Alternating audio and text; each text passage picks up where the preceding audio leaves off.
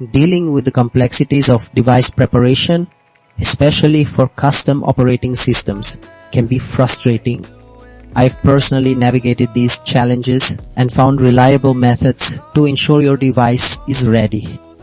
This video provides the ultimate guide to help you check if your Google Pixel is OEM unlocked, a crucial step for Grapheneos installation. First, we examine the developer options directly on your Pixel. This built-in Android setting acts as a primary indicator showing if your device's bootloader is allowed to be unlocked. If it's grayed out, it often signals a carrier lock preventing custom software installation. Next, we use Fastboot commands to verify the unlock status. Fastboot communicates directly with your phone's bootloader from a computer, providing a deep-level confirmation of its unlockability, bypassing any potential software interface quirks. This is a definitive way to understand your phone's lowest level permissions.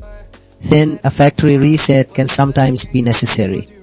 This step clears out any hidden software conflicts or previous settings that might be interfering with the OEM unlock option, giving your device a clean slate to correctly prepare for Grapheneos.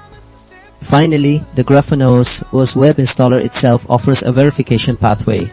This smart tool automatically checks your Pixel's unlock status when connected, simplifying the process and telling you exactly if you're ready to proceed with installation.